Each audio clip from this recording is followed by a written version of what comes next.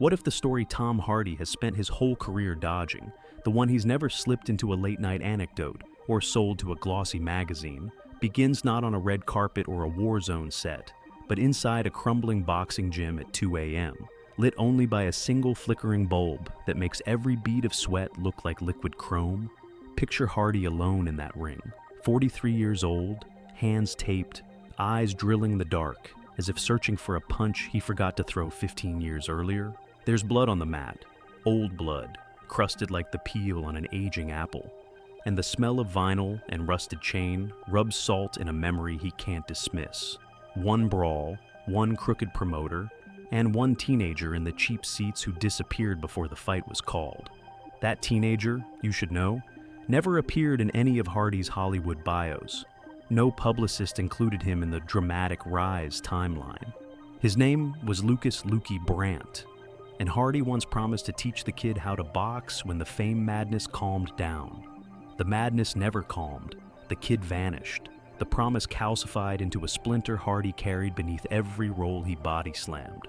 You can feel that splinter in the way he exhales mid-scene, in the half-second pause before an interview answer, in the minute of silence he insisted on while shooting Fury Road. But the day he steps into this abandoned ring, the splinter finally twists. Hardy's here because of a voicemail left on an unlisted phone. He's alive, barely.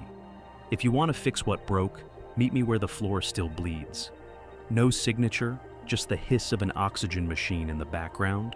The voice, sandpaper over gravel, belongs to Mickey Mitz Calhoun, the washed-up trainer who once lined Hardy's gloves with lead during underground bouts, then vanished when Hollywood came calling. Hardy hasn't heard from Calhoun in 19 years. Now, under that sick bulb, Hardy waits, bouncing on toes that remember how to dance but ache at every impact. The gym door groans. Calhoun steps in, oxygen tank trailing, face a ruin of scar tissue and nicotine pallor. He carries a folder labeled Lukey Brandt, CID. Thought you'd never leave the glamour grid, Calhoun rasps. Hardy answers by ripping open the folder. Inside, mugshot photos, ER reports, and a typed confession signed LB. It claims one simple thing. Lukey took the fall for a mob-rigged fight Hardy unknowingly won, spent 10 years in prison, and disappeared into a trafficking ring the day he got out. The only clue to his location, a pawn ticket receipt for Hardy's first ever pair of gloves, sold 9 months ago at a flea market near Marseille. Calhoun drops a plane ticket on the mat. Red Eye leaves in 3 hours. You in? Hardy stares at the blood-stained canvas. He hears the applause of phantom crowds, the drone of paparazzi, the ticking clock of a career that finally looks stable. Then he remembers the kid shouting his name through cigarette haze, begging him to win for real. Hardy picks up the ticket. A hook catches. What if this redemption tour burns every bridge he spent 2 decades building? He swings anyway. Hour 1. Heathrow, private terminal. Hardy, hoodie up, shades on, ignores 3 frantic calls from his agent. Calhoun wheezes beside him, scrawling notes in a ledger like a bookie at confession. Hardy pockets a flash drive Calhoun claims holds CCTV clips tracing Lukey from Marseille to the outskirts of Trieste, where a black market fight club, ironically named Elysium, streams bone-shatter spectacles to the dark web. Hardy asks why Lukey would pawn the gloves instead of contacting him. Calhoun: kid thought he owed the world your blood, not your money. Hour 6, Marseille airport cafeteria. Between half-eaten croissants, they review footage. Lukey limping through flea market stalls, clutching Hardy's autographed gloves like war relics. A tattoo is visible on his neck, a wolf eating its own tail, the Ouroboros of the Reglement Rouge Syndicate, infamous for trafficking fighters who don't tap out. Zygarnik threads tighten, footage cuts before Lukey meets his buyer. Who? Why? We don't know, yet. Hour 9, Trieste coastline, midnight. They rent a dented Fiat. Calhoun hacks the glove compartment GPS to pull local shipping manifests. Ships flagged RR dock weekly. Hardy realizes they're storing fighters in refrigerated freight containers to dodge thermal drones. The curiosity gap yawns. Is Lukey on ice, waiting for auction? Hour 11, abandoned warehouse, Trieste dock. 14, Hardy dons a dock worker jacket, slips into the warehouse. Freezers hum, chains rattle like distant applause. He counts 13 containers, one for each fighter rumored online. The final box bears a sticker with smeared initials. LB. Hardy cracks the latch. The container is empty except for a single Polaroid. Lukey bound in ringside tape, bruised but alive, date stamped yesterday. A fresh message is scribbled on the back. Final bout, Monte Croce, 36 hours, bring the wolf. Calhoun limps in, sees the message, and curses. Wolf was Hardy's underground fight nickname, the persona investors bet on before fame. The game's clear. Syndicate wants Hardy back in the ring. If he refuses, Lukey's odds drop to 0. Hour 20, Mountain Pass, Slovenia. Driving north, Calhoun coughs blood into a rag. Hardy offers a hospital. Calhoun snarls. Save the amateur pity, get the kid. They rehearse Wolf's old entrance routine. No music, no robe, just a death stare. Calhoun updates him on modern illegal fight rules. No rounds, no taps, winner declared by last man, conscious or still breathing. Hardy asks who the opponent is. Calhoun won't say, but the look in his eyes suggests personal vendetta. Hour 30, Monte Croce Monastery, ruins. Snow whips across crumbled stone archways now crowned in floodlights and crypto-sponsored banners. VIP spectators don phosphor masks broadcasting Bitcoin addresses. Hardy and Calhoun sneak in through crypt tunnels. Backstage cages house fighters, prepping like gladiators. One cage holds Lukey, hydrate IV dripping into his arm. Wolf tattoo now seared with fresh branding. RR. He sees Hardy, wavers between joy and rage. You came, he croaks, voice rattling. Hardy, let's get you out. Lukey shakes his head. Not unless the wolf beats the lion. Curiosity spike. Lion? They turn. A hulking figure, shaved head, golden lion tattoo, chest wide, paces ringside.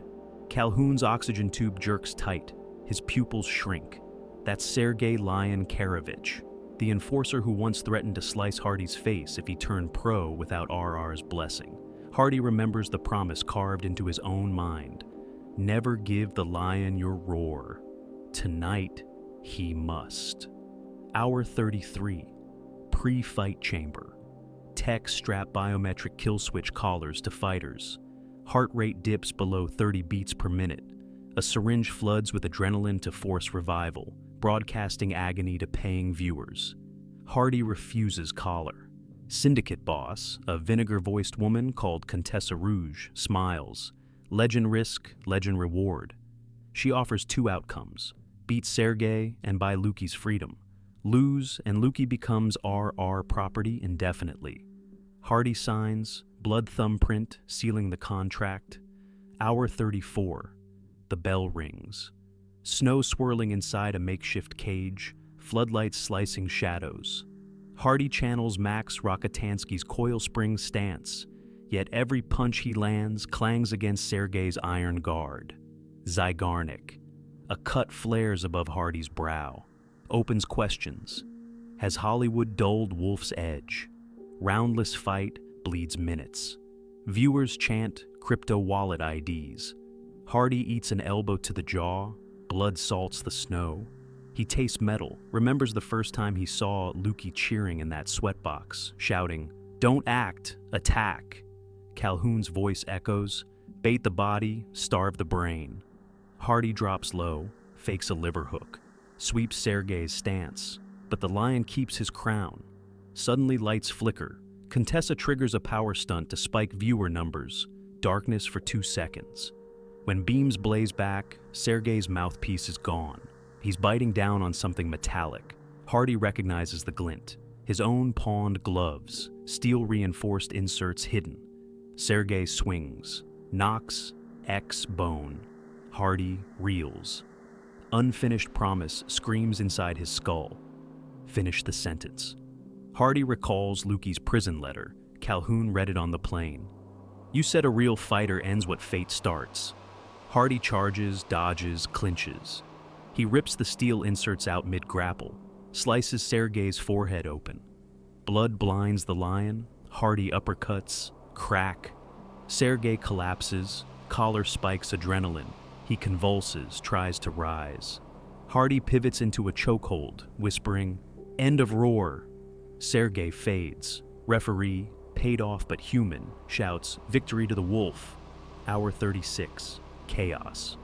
Contessa refuses to honor release. Calhoun, in the stands, yanks his oxygen hose, jams it into a floodlight junction, sparks rain, blackout. Hardy smashes Lukey's cage with the steel-lined glove, drags him into tunnel labyrinth. Gunfire erupts, RR thugs chasing flicker of cell phone flashlights. Calhoun lags, collapsing. Hardy shoulders him, refuses to choose between ghosts and mentor. In the crypt exit, Calhoun forces Hardy to set him down. O2's gone. Leave me or lose him. He jams a USB stick into Hardy's palm, evidence ready for Interpol. Calhoun dies smiling, whispering, "I rigged the floor again, this time in your favor." Explosions ripple. The trainer wired the floodlights to overload RR's generator. Cages unlock, fighters swarm free. Hardy and Lukey leap into the Fiat, speed through snowfall, leaving Monte Croce burning like a hell-lit cathedral. Hour 42. Trieste Police HQ. USB exposes RR's global fight trafficking ring, video of Contessa's contracts. Interpol swoops. Hardy and Lukey give statements. Officers ask why Hardy risked career and life. He pulls out 2 dog tags, Callum's and Calhoun's oxygen clip, repurposed as a tag, and says, "Some sentences finish you if you won't finish them." Hour 48. London dawn. Lukey stands outside Hardy's townhouse, bandaged but unchained. Press swarm across street, smelling scandal. Hardy whispers, "Doors open if you need tomorrow. No cameras inside." Lukey nods, steps away into sunrise, carrying Hardy's first gloves reborn as keepsake, stitches replaced with clean leather. Zygarnik. Will he return? Story purposely leaves it open. A week later, paparazzi headlines read, "Tom Hardy saves human trafficking victims. Studio panics." Executives fret about insurability. Hardy issues a 2-line statement. If a reputation can't survive saving lives, it's not worth having. Twitter explodes, fans rally, stock rebounds. Meanwhile, Hardy rents that abandoned boxing gym, installs new bulbs, repaints the mat sky blue. He christens it Brandt and Calhoun Youth Center. No plaque, no ribbon ceremony. Just an open door where kids trade knives for gloves. Each session starts with exactly 60 seconds of silence. Some newcomers giggle, others cry. Hardy stands in the center, eyes closed, dog tags resting over heart and sternum, a twin metronome urging memory and hope to keep the same beat. At second 45, he opens one hand. Lukey, now assistant coach, passes him fresh tape. At second 59, Hardy exhales, finishing at last the sentence that once fractured midair. Champions don't leave rings, they build them.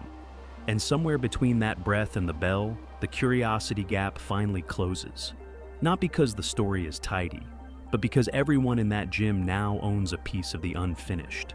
Each fighter tapes their own promise onto the wall. Return tomorrow, no matter today's bruises. The Zygarnik effect flourishes. There will always be a next round, a next kid needing rescue, a next silence holding space for ghosts. Hardy smiles, cracks knuckles, and beckons the class forward. Hardy sat alone in the youth center office after the last kid had shuffled out. The ring lights dimmed to a faint amber that made everything look underwater. A January rain rattled the roof, drumming the same uneven rhythm his heart kept whenever quiet followed noise too abruptly. On his desk lay a fresh stack of legal letters from studio attorneys, each one thicker than the last, each demanding explanations about contract clauses he had supposedly violated during the Trieste rescue. The top envelope was already slit, the pages unread. He pushed them aside and opened the center's guest ledger instead, running a thumb across names written in lopsided marker by kids who had never imagined their signatures could matter. Near the bottom, he found one scribble that made him stop. Callum Brandt, it read. The K backwards, the loops shaky. Lukey's younger brother had slipped in during afternoon sparring without Hardy noticing, too shy to speak, but bold enough to leave proof that he had stepped into a place where grief did not choke possibility. The discovery felt like a small miracle, yet Hardy knew miracles demanded upkeep. He rose, grabbed a mop, started tracing long lines across the scuffed floor. Somewhere between wet strokes, he replayed the last call with his agent, a heated blur of accusations. The agent had warned him that exhibitors were whispering about insurance spikes, financiers about unreliability, fans about overshadowing roles with activism. Hardy had answered none of it. He had simply asked whether the studio intended to silence survivors' testimonies. The line had gone quiet at that, which told him enough. But silence now carried a different charge, no longer a weapon aimed at him, but a room he could step into and furnish with purpose. He mopped in circles until the boards squeaked clean, the scent of lemon disinfectant replacing sweat and old tape adhesive. The following dawn, he rode his motorbike north along the empty dual carriageway, a charcoal sky peeling open to reveal a brief smear of gold. Rain had cleared, but the pavement still gleamed, reflecting his headlamp like a vein of light running into the horizon. He reached the Coastal Artillery Museum just as gates unlocked for maintenance crews. An elderly guard recognized him, nodded him through. Hardy walked the concrete corridors, touching cold gun barrels, reading rusted names scratched into bunk walls by conscription ghosts. At the far turret, he found the inscription he had visited once before, a barely legible script that read simply, "Keep breathing." He traced the letters, whispering thanks for advice that felt both command and comfort. Then, pulling a small object from his pocket, he pressed it into a crack beneath the carving, the steel insert he had ripped from Sergei's mouth during the cage fight. A tooth of violence turned into a cornerstone for memory. By mid-morning, he was back in London, seated across a mahogany table from studio counsel in a conference room whose windows reflected the Thames as a dirty ribbon. Emails, they said, were stacking up. A crisis manager could contain the narrative if he issued a remorse statement implying he had been manipulated by underground criminals. Hardy listened, eyes steady, letting them list financial liabilities like weights they meant to chain to his ankles. When they paused, he leaned forward and spoke quietly. He would finance his own completion bond. He would donate all back-end points from his next film to the Trafficking Survivors Fund. And he would not, under any circumstance, frame rescue as recklessness or regret. The lawyers exchanged frazzled glances, recalculating percentages. Eventually, one cleared his throat, suggested a compromise, a silent clause acknowledging unforeseen humanitarian actions, because unforeseen sounded less indicting than unsanctioned. Hardy agreed, but only if unforeseen remained defined not by risk, but by moral necessity. Paperwork reshuffled, pens hovered. He signed. Leaving the tower, he found Charlize leaning against a black car, trench coat billowing in river wind. Without preamble, she said she had spoken to a streaming director, prepping a doc drama on modern abolition efforts. They wanted authenticity without exploitation, and they wanted him to serve as creative guardian rather than subject. Hardy considered the offer, fingers resting on dog tags beneath his shirt. He asked Charlize why she kept circling his orbit when the desert was long behind. She smiled, said that desert taught her some storms and only when somebody drives back in to rescue the ones still wandering. He nodded, told her the project was hers if silence opened every shoot day. She laughed, promised 60 seconds would be carved into the call sheet. That night he returned to the gym for open mat. Lukey oversaw drills, limp almost gone, laughter loud enough to ricochet off rafters. Hardy watched the younger Brant boy working footwork ladders, determination etched on a face still soft with youth. Between rounds, Hardy wrapped the boy's wrists, teaching how tape should hug, but not choke. The boy asked if boxing cured nightmares. Hardy answered that it taught rhythm, and rhythm could steady breath enough to meet whatever chased you in dreams. The boy nodded, eyes bright with a kind of trust Hardy had not seen in years. After class, Hardy climbed the stairs to a narrow office mezzanine where a single bare bulb swung over a plywood desk. He pulled a fresh notebook from a drawer, opened to the first page, and began writing a letter. Not to a dead soldier, nor to a vanished mentor, but to his own son, whose bedtime questions lately revolved around bravery and when monsters go away. Hardy wrote that bravery was sometimes holding still, that monsters often shrank when named, and that silence could be the strongest shout if offered rather than imposed. He promised he would be home for breakfast, promised pancakes shaped like anchors, promised the story he once feared to tell. He paused, considered crossing lines out, left them intact.